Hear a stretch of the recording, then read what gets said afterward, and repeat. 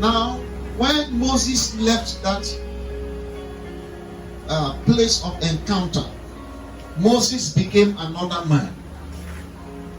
He became a man of God. He became a fearless man. He became a man that was powerful. Before some months, the name of Moses was reigning all over the nation. People were hearing of Moses, Moses, Moses. They said that man is too powerful. He led a great revival and brought the people of God out of captivity. He brought them from the land of slavery and led them out by a mighty hand of God, by power. Not because such mission cannot be accomplished by talking. It was by heavy power that he was able to carry out that work. But how did it come? By encounter. When he encountered God, he changed. The way he used to reason was no more the way he reasoned. He saw a different himself. He became someone that was totally transformed as a result of that encounter.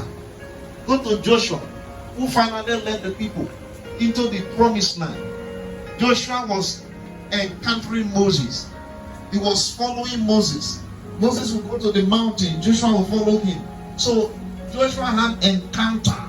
He encountered Moses mightily.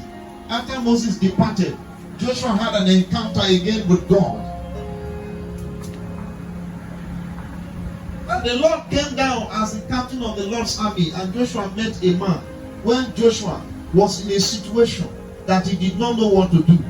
When Joshua was confronting a situation that human brain cannot handle, he was standing before the walls of Jericho and did not know what to do about this great wall that protects the city. As Joshua was walking to and fro, he saw a man dressed like the captain of the army. And Joshua said to the man, "Are you for us or you are against us?" He said, "I have come as the captain of the Lord's army." He bowed down. What has my Lord said? He had an encounter, a supernatural encounter. The next thing that happened, instruction of what to do to conquer Jericho came. And the next story that happened is that Joshua has conquered Jericho. In the records of Joshua, there was a place Joshua was still in the war front, and he commanded the sun to stay where it has reached. He said the sun should not move because we must finish this battle before the day goes. We can't afford to wait for the night.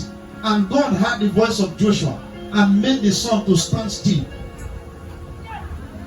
The apostles of Jesus had encounter.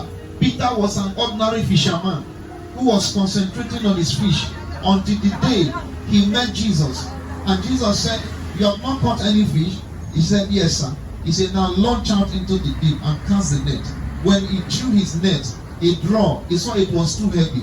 He turned to him. He said, "Please, I'm a sinner.